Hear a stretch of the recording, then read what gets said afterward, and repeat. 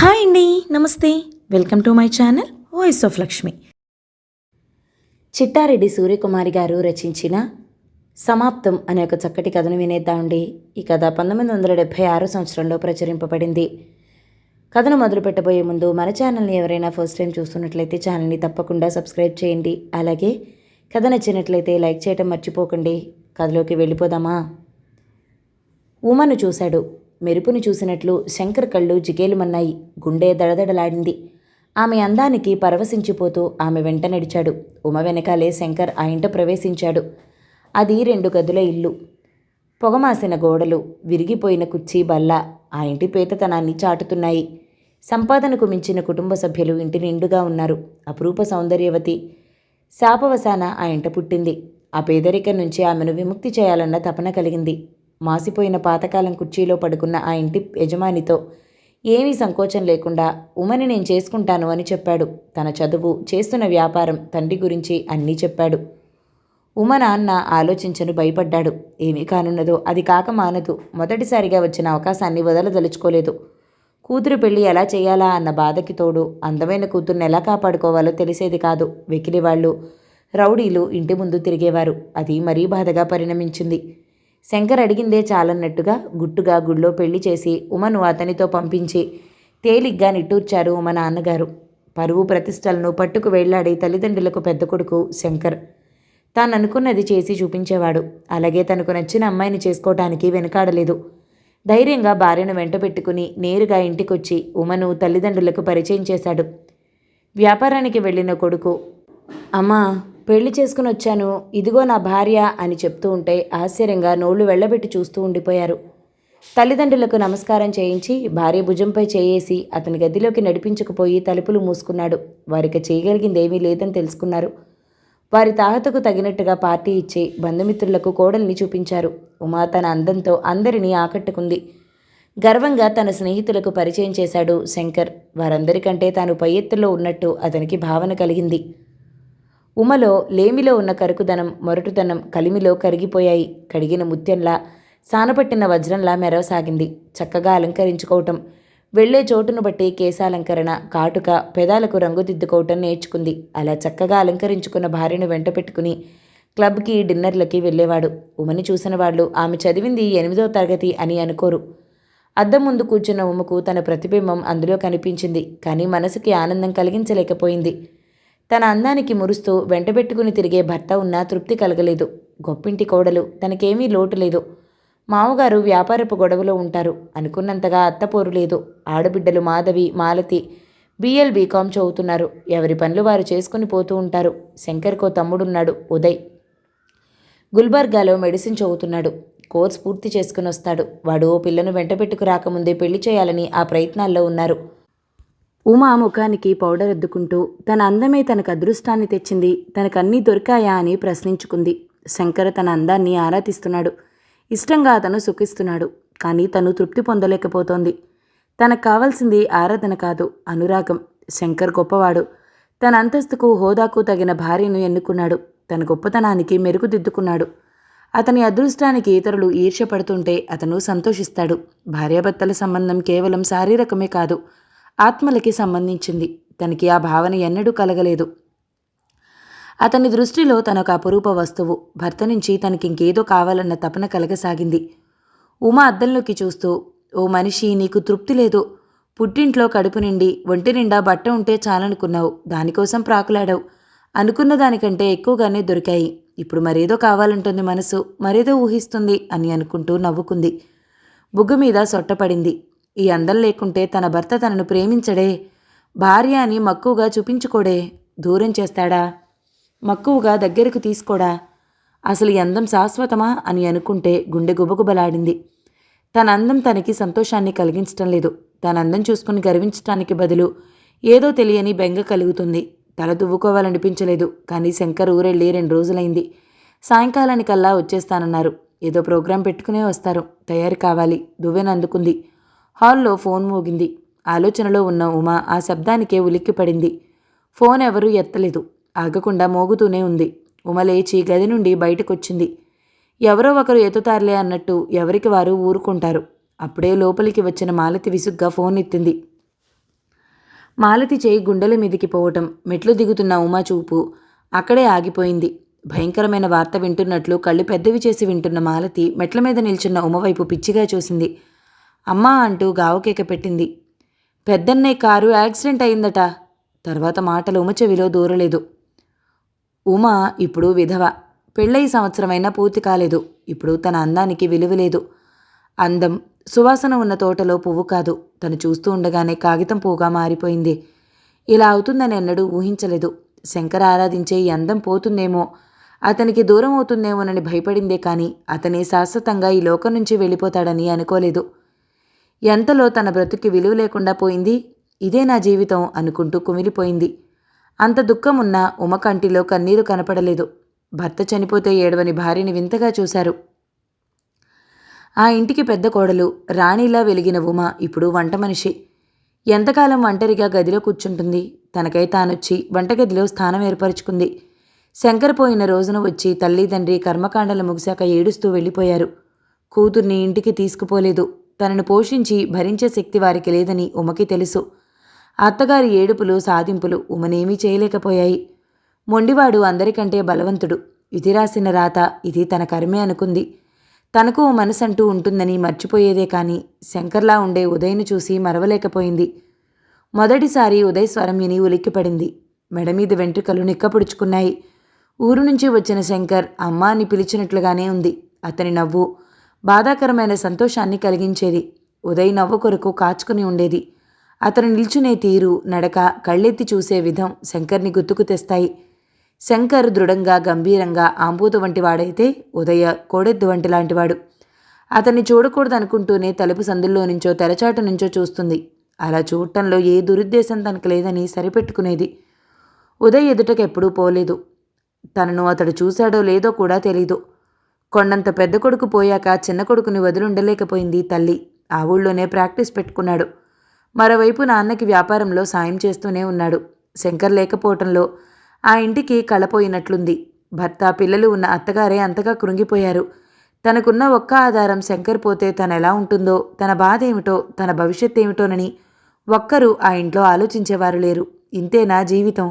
తన భవిష్యత్తు శూన్యమేనా? 20 సంవత్సరాలకే తన బతుకు సమాప్తమైపోయిందా? కలవరపడుతూ ఉమ ఆలోచిస్తూ పశ్చిమాకాశాన్న ఇంకిపోతున్న సూర్యుని చూస్తూ పెరడుబావి దగ్గర నిల్చుంది. ఏ ఆశ లేని తన హృదయం రోజురోజుకి అలాగే కృంగిపోతుందని తలచింది. ఇంట్లో ఎవరూ లేరు. మాధవి, మాలతి కాలేజీ నుంచి ఆలస్యంగా వస్తామని ఫోన్ చేశారు. అత్త, మామగారులు ఆ ఊరిలోనే ఏదో సంబంధం ఉందని మాధవి కొరకు చూడటానికి వెళ్లారు. ఉదయ్ ఊర్లో లేనట్టుంది. 2 రోజులుగా కనపడలేదు. ఉమ తలస్నానం చేసింది. తలారబెట్టుకుంటూ పెరట్లోకి వచ్చింది. తనిప్పుడు ధైర్యం చేసి ముందు వరండాలోకి పోలేదు. తన స్వరం వంటగది దాటిపోదు. ఒంటరితనం బాధగా ఉంది. ఎక్కడికైనా వెళ్తామనుకుంటుంది. ధైర్యం చేసి అడుగు బయట పెట్టలేదు. అత్తగారు ఊరుకుంటుందా? తన నీడ ఆమె మీద పడినా సహించదు. అందుకే ఇలా ఎవరూ లేనప్పుడు పెరట్లోకి వచ్చి గాలి పీల్చుకుంటుంది. విశాలమైన ఆకాశం కేసి చూస్తూ నిల్చుంది. మరో మనిషి దగ్గరలో ఉన్నట్లు అనిపించింది. తిరిగి చూసింది. తలుపుకి యువతల నిల్చున్న ఉదయ్ దీర్ఘంగా చూస్తున్నాడు. ఉమ తిరిగి చూడగానే దగ్గరగా వచ్చి నిల్చున్నాడు. అంత దగ్గరగా ఉదయ్ని స్పష్టంగా చూడటం మొదటిసారి. ఉమ గుండె వేగంగా కొట్టుకోసాగింది. మీరు అన్నాడు. ఓ అందమైన దృశ్యం చూసి ముగ్ధుడైనట్లున్నాయి అతడి చూపులు. అంటే తననింతవరకు చూడలేదా ఉదయ్? శంకర్ భార్యని చూద్దామన్న కుతూహలం కూడా కలగలేదా అనుకుంటూ ఉమను, మీ వదినను కళ్ళు కిందికి వాలుస్తూ అంది. మై గాడ్, మీరు? చకితుడై ఉమని చూస్తూ, మీరు వదినగారా? ఇంత చిన్నగా ఉన్న ఈమె విధవా? మాలతి వయసు ఉంటుందా అనుకున్నాడు. ఇంతవరకు శంకర్ భార్యని చూద్దాం, పలకరిద్దామని అనుకోలేదు. విధవైన అన్నభార్యని చూసే ధైర్యం లేకపోయింది. ఆమె చాటుగా తప్పుకుంటున్నప్పుడు చీర కుచ్చెల్లో బయట చెంగో అతని కంటపడేది. జాలిపడేవాడు. అంతకంటే తనేం చేయగలడు? పుట్టింటికి వెళ్ళపోక ఇక్కడే ఉన్నందుకు సంతోషించాడు. అన్న లేకపోయినా అన్నకు ఆత్మీయురాలు ఇంట్లోనే ఉంది అని తృప్తిపడ్డాడు. చిన్నగా గూడు వదిలిన పక్షిలా నిస్సహాయతగా ఒంటరిగా ఉంది. జాలితో అతని మనసు నిండిపోయింది. అందమైన ఆ స్త్రీని చేతిలోకి తీసుకుని ఆమె దిగులును పోగొట్టాలనిపించింది. ఉమా అన్నాడు అప్రయత్నంగా. ఎప్పటినుంచో ఆ పిలుపు కోసం వేచి ఉన్న దానిలాగా ఆశగా కళ్ళెత్తి చూసింది. ఆ కళ్ళ నిండుగా కన్నీరు ఉబికి ఉన్నందున ఉదయ్ను స్పష్టంగా చూడలేకపోయింది. మనిషి ఏకాకి కాడు. తోడు కోరుకుంటాడు, స్నేహాన్ని ఇష్టపడతాడు, వాటి కోసం ఏ సాహసమైనా చేస్తాడు. తను ఎక్కడ ఉన్నా ఏం చేస్తున్నా ఓ జత కళ్ళు తనని చూస్తూ ఉంటాయని ఉదయ్ గమనించాడు. బయటికి పోతూ కంటికి ఎవరూ కనపడకపోయినా వెళ్ళొస్తానన్నట్టుగా చేయి గాల్లో ఊపుతాడు. ఉమ కిటికీ తెర కదులుతుంది. ఉమకిప్పుడు జీవితం మరీ నిస్సారంగా లేదు. తనకో మనిషి సానుభూతి ఉంది అన్న తలంపు ఓ విధమైన బలం కలుగచేసింది. తన కోసమే అన్నట్లుగా భోజనం దగ్గర మరికాసేపు గడిపేవాడు. ఉమగారు కాఫీ అని నేరుగా పిలిచి అడుగుతున్నాడు. ఆమె చేసిన వంట బ్రహ్మాండం అని పొగుడుతూ ఉమకి సంతోషాన్ని కలుగచేసేవాడు. ఉమ చూసినప్పుడు తీయగా నవ్వుతాడు. ఏ విధవని చూసినా, ఏ దీనురాల్ని చూసినా ఉదయ్కు ఉమ గుర్తుకొస్తుంది. భర్త పిల్లలతో నూరేళ్లు బ్రతకాల్సిన ఉమ జీవితం అప్పుడే సమాప్తమైందా? ఇక జీవించినంతకాలం వంటగదికి అంకితమైపోవలసిందేనా? ఆమె యవ్వని, మనసుంది, కోరికలుంటాయి. వాటిని బలవంతంగా చంపుకోవాల్సిందేనా అని పదే పదే ఆలోచించేవాడు. తనేం చేయాలి? ఒకరోజు భోజనం చేస్తూ, ఉమగారు, ఎప్పుడూ వంట చేస్తూ గడిపే కంటే చదువుకోకూడదు? ఎంతవరకు చదివారు? అయితే మెట్రిక్కి కట్టండి, పుస్తకాలు తెస్తాను, మాధవితో చెప్పించుకోండి అని అన్నాడు. అతను అనరాని మాటలు అన్నట్టుగా చూసింది అమ్మగారు. చదువు దేనికి పనికొస్తుంది? ఉద్యోగం చెయ్యాలా, ఊళ్ళేలాలా? వంటింటి విషయాలు మగవాడికెందుకు? చివాట్లు వేసింది. పెద్దవాడు శంకర్ని తిట్టే ధైర్యం ఉన్నా అతడేం చేసినా అడ్డు చెప్పలేకపోయేది. మొండిపట్టుతో అన్నీ సాగించుకునేవాడు. ఉదయ్ మెత్తటి మనసు కలవాడు. ఒకరిని నొప్పించే స్వభావం లేదు. అమ్మ కొట్టినా ఎదురు తిరిగేవాడు కాదు. అందుకే ఆ తల్లికి అతనంటే అంతులేని అనురాగం. ఆమె కూతుళ్ళు మాధవి, మాలతి చదువుకోవట్లేదు. ఉద్యోగం చేసే అవసరం వారికి లేదని చదువు మానేశారా? రేపు పెళ్లి చేసుకుంటే ఆ చదువు పిల్లల్ని కంటుందా? అక్షరజ్ఞానం లేని వెంకమ్మ, పుల్లమ్మలు కంటున్నారు పిల్లల్ని. వారికంటే భర్తలేని ఉమకు చదువు అవసరమని అమ్మ గ్రహించదేం అని తనలో తాను తర్కించుకున్నాడే కానీ ఎదురు తిరిగి ఆ మాటలు తల్లితో అనలేకపోయాడు. పెద్దది నొచ్చుకుంటుంది అని అనుకున్నాడు. రోజులు గడుస్తున్నాయి. మాధవి, మాలతి పెళ్లిళ్ళు జరిగాయి. ఉదయ్ ఉమల మధ్య ఆత్మీయతలో చనువు వృద్ధయింది. ఉదయ్కి ఏం కావాలో అన్నీ అమర్చేది. పని మనిషి చేయటానికి వెనకాడే పనులు కూడా చేస్తుంది. పని మనిషికి డబ్బులిచ్చే రుణం తీర్చుకోవచ్చు. ఉమకు తనేం చేయగలడు? ఏం చేస్తే ఉమ జీవితం చక్కబడుతుంది? ఉమ చూపులు తనను వెంటాడుతూ హాంట్ చేస్తున్నాయి. మాధవి పెళ్లి సమయంలో ఉమ గదిలో మూల కూర్చుండిపోయింది. ఏదో పని మీద వచ్చిన ఉదయ్ గోడకు ఆనుకుని కూర్చున్న ఉమను చూశాడు. అతని హృదయం కరిగిపోయింది. ఉమా అన్నాడు. తెల్లటి కళ్ళతో చూసింది. బయట మంగళవాయిద్యాలు, వాళ్ల నవ్వులు, పరిహాసాలు ఆ లోకంతో సంబంధం లేకుండా ఏకాకిగా ఉంది. ఎన్నడూ కలగని ఆలోచన ఆ రోజు ఉదయ్కి కలిగింది. ఉమా, నీకు నేనున్నాను అంటూ ఆమెను హృదయానికి చేర్చుకోవాలనిపించింది. అప్పటికప్పుడే హృదయానికి చేర్చుకోలేకపోయినా ఆ భావాన్ని కళ్లల్లో కురిపించాడు. ఆ చూపులు ముందు భయం గొలిపినా హాయిగా అనిపించాయి. సన్నగా నవ్వింది ఉమా. సన్నాయి తారాస్థాయినందుకుంది. పెళ్లిలో ప్రతి నిమిషం పెద్ద కొడుకుని తలుచుకుని అమ్మ కంటనీరు పెడుతూనే ఉంది. చచ్చిపోయిన వారి కోసం ఏడుస్తారు కానీ చావలేక బ్రతుకున్న వారి కోసం ఏం చేయడానికి ప్రయత్నించరేం? మాధవి, మాలతులు అత్తవారింటికి వెళ్ళిపోయారు. ఇంట్లో సందడి లేదు. పెద్ద కొడుకు వెళ్ళిన రోజునే ఇంటికడ తప్పింది. ఇప్పుడు మౌనంగా బోసిగా ఉంది. శంకరుంటే ఈ పాటికి పసిపిల్లలతో ఇల్లు కళగా నిండుగా ఉండేది. అమ్మ కన్నీరు తుడుచుకుంది. ఉదయ్కి వెంటనే పెళ్లి చేసి కోడల్ని తెచ్చుకోవాలి. ఇంట్లో పసివారు నడయాడితే కానీ మనసు ఊరుకోనంది. ఉదయ్తో పెళ్లి ప్రస్తావన తెచ్చి అమ్మాయిల వివరాలు చెప్పసాగింది. అన్ని సంభాషణలు సాధారణంగా భోజనాల దగ్గరే వస్తూ ఉంటాయి. ఉదయ్ నిదానంగా అమ్మను చూస్తూ నెమ్మదిగా, అమ్మా, ఉమను పెళ్లి చేసుకుంటాను అన్నాడు. ఏ ఉమరా? ఉమ వైపు తలూపాడు. కూరగిన్నెలు పట్టుకొస్తున్న ఉమ అక్కడే ఆగిపోయింది. నోట మాట రానట్లు ఉండిపోయినా మరుక్షణం భద్రకాళిలా నిప్పులు కురిపించింది తల్లి. సిగ్గులేదుట్రా అన్న భార్యం చేసుకుంటానంటానికి? నీకు నోరెట్లా వచ్చింది? అన్న మీద నీకు గౌరవం ఉంటే నీకు ఈ ఆలోచన వస్తుందా? నోటుకొచ్చినట్లు తిట్టసాగింది. ఉమ అక్కడి నుంచి పరిగెత్తిపోయి తన గదిలో గజగజ వణుకుతూ పడుకుంది. అమ్మా, చచ్చిపోయిన వాళ్ల గురించి ఆలోచిస్తూ తపన పడుతున్నావు. బ్రతికి కంటికి ఎదురుగా ఉన్న వాళ్ల గురించి ఆలోచించరేం? నేను చచ్చిపోయి నా భార్య అలా ఉంటే నేను ఊరుకోలేను. నా ఆత్మ శాంతిగా ఉండదు అని తెలుసు. ఉదయ్ అంటూ పిచ్చిగా అరిచి బల్ల మీద పడిపోయింది. తన ముద్దుల కొడుకు అంతగా దిగజారిపోతాడనుకోలేదు. మరో పిల్లను పెళ్లాడి పిల్లాపాపలతో నూరేళ్లు బ్రతుకుతాడనుకుంది. ఇంతగా మలిన పడతాడనుకోలేదు. తమ పరువు ప్రతిష్టలు ఏం కావాలి? తన ఆడపిల్లలకి వారత్తగారింట్లో ఎలాంటి గౌరవం లభిస్తుంది? వదిన్ని చేసుకుంటాడా అని అందరూ ఊయరు. ఆవేశంతో ఆమె హృదయం భగ్గుమంది. మంచంలో పడుకున్నదల్లా లేచి పళ్ళు కోసుకునే కత్తి అందుకుని పరిగెత్తి ఉమగదిలో చొరబడింది. ఆమె ఉమ కెవ్వుమంటూ కళ్ళు మూసుకుంది. ఉమ జుట్టు జవిరి పట్టుకుని, నా పెద్ద కొడుకును మింగేశావు, చిన్నవాణ్ణి కూడా నీ అందంతో చంపేస్తావా అంటూ సర్రుమని జుట్టు కోసేసింది. వాడు మరోసారి నీ పేరెత్తాడా ఈ కత్తి నీ గుండెల్లో గుచ్చుకుంటుంది. చేతుల్లో నిండుగా ఉన్న బారెడు జడను విసిరి కొట్టింది. అప్పటికి ఆమె కక్ష తీరినట్లు వెళ్ళిపోయింది. అమ్మ తిడుతూ పడిపోగానే విసురుగా ఇంటి నుండి వచ్చేశాడు ఉదయ్. మనశ్శాంతి కోసం అక్కడ ఇక్కడ తిరిగి క్లినిక్లో ఉండి రాత్రి పడిన తర్వాత ఇంటి దారి పట్టాడు. ఇల్లంతా అతి నిశ్శబ్దంగా ఉంది. నాన్నగారింట్లో లేరు. లేకుంటే మరింత రభస జరిగేది అనుకుంటూ డైనింగ్ హాల్కి వచ్చాడు. బల్ల మీద భోజనం లేదు. వంట చేసిన సూచనలు లేవు. అక్కడే కునికిపాట్లు పడుతున్న పని మనిషి పాలు తెచ్చి ఇచ్చింది. అవి తాగి తన గది వైపు పోతున్నాడు. కాలికి మెత్తగా తగిలిన దాన్ని చేతిలోకి తీసుకున్నాడు. అది జడ విడివడి ఉంది. పని మనిషి వైపు కళ్ళు విప్పారించి చూశాడు. ఆమె సైగ చేస్తూ జరిగింది చెప్పింది. అతని గుండెల్లో రక్తం వేడెక్కింది. ఆ వెంట్రుకలను పట్టుకుని ఉమ గదిలోకి వెళ్ళాడు.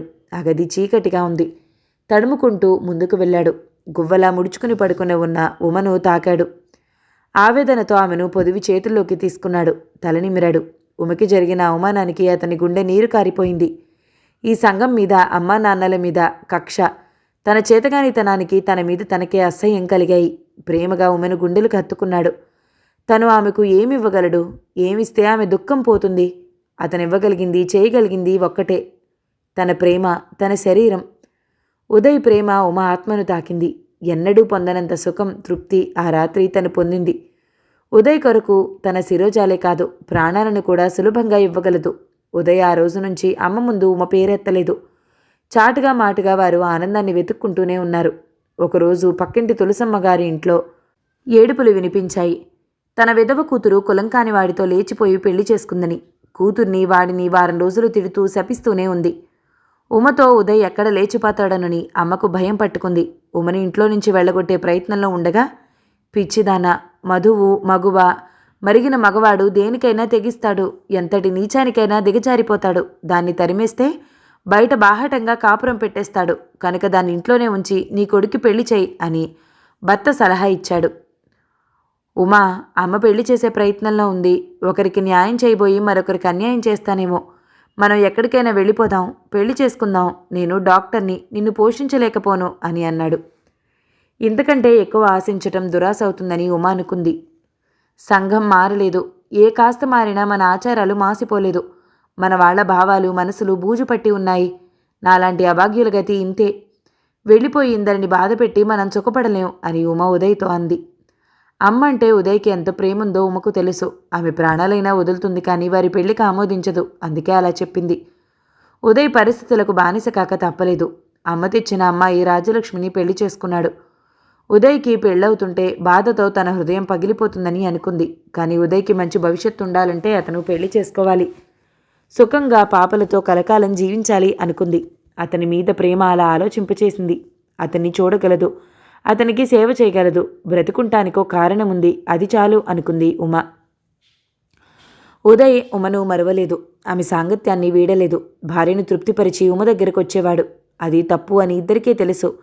పరిస్థితులకు బానిసలైపోయారు. ఉమ బాధపడుతుంటే అతను, ఉమా తప్పు అనుకుంటే అంతా తప్పుగానే కనిపిస్తుంది. మన పుట్టుకే పాపంతో మొదలైంది. నిన్నిలా మ్రోడుగా బ్రతకమని శాసించటం తప్పు కాదు. నీతిగా బ్రతికే దారి ఉన్న తప్పుడు దోవను వారే చూపించారు. మన సంబంధం ఇంట్లో అందరికీ తెలుసు. తెలియనట్లు నటిస్తున్నారు. నీతిగా బ్రతుకుతామంటే ఒప్పుకునే గుండె ధైర్యం లేదు వారికి. అమ్మకి నాన్న అవసరం ఇంకా ఉన్నప్పుడు కూతురు లాంటి నీకు వారిలా కోరికలుంటాయని ఎందుకు ఆలోచించదు? అలా తాము చేస్తున్న తప్పును సమర్థించేవాడు. లయన్స్ క్లబ్ మెంబర్లు ఒక నెల రోజులు విదేశీ పర్యటన చేద్దామని తీర్మానించుకున్నారు. ఆయా దేశాల్లో ఉన్న లయన్స్ మెంబర్లతో సంప్రదింపులు జరిపారు. 10,000 రూపాయలతో కొన్ని దేశాలైనా చూడొచ్చు. ఈ తరుణం మళ్ళా రాదు అనుకున్నారు. ఉదయ్ నాన్నగారు ఫారెన్ యాత్రకు బయలుదేరారు. ఆయా దేశాలను సందర్శించి వస్తూ తీసుకురాగలిగిన వస్తువులు పట్టుకొచ్చారు.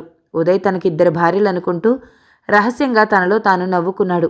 ఉమకు, రాజ్యలక్ష్మికి బహుమతులు కొంటున్నప్పుడు రాజ్యలక్ష్మి అమ్మ సంబరంగా స్వాగతం చెప్పారు. వారి బహుమతులను చూసి మురిసిపోతూ ఉండగా ఉదయ్ ఉమను చూద్దామన్న ఆతృతతో డైనింగ్ టేబుల్ వద్దకు వచ్చి, ఉమగారు మీ చేతి కాఫీ కోసం అలమటించిపోయాను, స్ట్రాంగ్ కాఫీ అంటూ ఉత్సాహంగా పలకరించాడు. కొత్తగా వచ్చిన వంట మనిషి కాఫీ కప్పు బల్ల మీద ఉంచుతూ, ఉమగారు ఆసుపత్రిలో ఉన్నారు అని చెప్పింది. హాస్పిటల్లోనా? ఎందుకు? ఆ కంఠంలో ఆతృత ఉంది. ఉమ్మగారికి టెటనస్ వచ్చిందండి, వెనకగా వచ్చిన రాజలక్ష్మి అంది. ఉమ్మగారికి టెటనసా? My God, నమ్మలేనట్లన్నాడు. ఎందుకొచ్చింది, ఎలా వచ్చింది? పైకి లేస్తూ అన్నాడు. చేసుకున్న వారికి చేసుకున్నంత మహాదేవా అని ఎవరి కర్మకి ఎవరి కర్తలు? హాల్లో ఉన్న అమ్మ మాటలు స్పష్టంగా విన్నాడు. పరుగులాంటి నడకతో బయటకొచ్చి, ఒక్కదాన్నే హాస్పిటల్లో ఉంచారా? ఆమె దగ్గర ఎవరున్నారు అన్నాడు. పక్కింటి తులసమ్మ అక్కడే ఉంది, భుజం మీద వేసుకున్న చీర సొగసులను చూస్తూ రాజ్యలక్ష్మి అంది. చీకటి గదిలో మూల మంచంలో పడి ఉంది ఉమ. ఆ జబ్బుతో వచ్చిన ఫిట్స్లో కట్టెలా బిగుసుకుపోతున్న శరీరం, వంగిపోయిన వీపు, గొంతులో పిండే బాధ, మూతి వంకరపోయి అష్టవంకరలు తిరిగిపోయిన ఉమను చూశాడు. ఇంజెక్షన్లు, మందులతో అదో విధమైన వాసన నిండి ఉంది ఆ గదిలో. మత్తుమందుల్లో మత్తుగా పోయే ప్రాణంతో పెనుగులాడుతోంది ఉమా. ఉమా, ఉమా ఆవేదనగా పిలిచాడు. ఆమె 2 చేతులతో చుట్టేస్తూ ఆ స్వరం వేణునాదల్లా ఆమెను తాకింది. కళ్ళు విప్పింది. ప్రేమపూరిత నయనాలతో చూస్తున్న ఉదయ్ కనిపించాడు. ఇప్పుడు తను ఎంత అసహ్యంగా, వికారంగా ఉంటుందో తనకు తెలుసు. అయినా ప్రేమగా పిలుస్తున్నాడు ఉదయ్. తన అందాన్ని కాదతను కోరుకుంది, హృదయం ఉన్న మనిషిగా తనను చేరతీశాడు. అందుకే ఉదయ్ని దేవుడి కంటే ఎక్కువగా ప్రేమించింది. అతన్ని శాశ్వతంగా తనలో ఇముడ్చుకోవాలనుకుంది. ఉదయ్ బిడ్డ తనలో పెరుగుతున్నాడంటే సంతోషించింది. 3 నెలలు ఇష్టంగా అతని ప్రాణాలను దాచుకుంది. కానీ తనకు ఆ సంతోషం శాశ్వతం కాదు. తను మోడు చిగురించకూడదు. పాపం తను లోకుల దృష్టిలో కులట. అందుకే తన గర్భాన్ని తీసేసుకుంది. పక్కింటి తులసమ్మ ఎవతనో తెచ్చింది. అది ఎలా చేసిందో ఏమో, 3వ రోజుకి జబ్బు చేసింది. కాకిలా కలకాలం జీవించే కంటే ఈ అమృతమూర్తి చేతుల్లో తన జీవితం సమాప్తమైతే అంతే చాలు. అతని కోసం ప్రాణాలన్నీ కూడా తీసుకుని వేచి ఉంది. ఉదయ్ కన్నులోకి చూస్తూ ప్రాణాలు వదిలింది ఉమా. ఉమా, నువ్వు చనిపోలేదు, నిన్ను హత్య చేశారు అంటూ ఉదయ్ హృదయం ఏడుస్తూ మూలిగింది. కథ సమాప్తం. ఈ కథ కనుక మీకు నచ్చినట్లయితే లైక్ చేయండి, షేర్ చేయండి, మంచి కామెంట్ చేయండి. మన ఛానల్ని తప్పకుండా సబ్స్క్రైబ్ చేయండి. మరో మంచి కథతో మళ్ళీ కలుద్దాం. అంతవరకు సెలవు మరి. Thank you so much for watching. నమస్తే.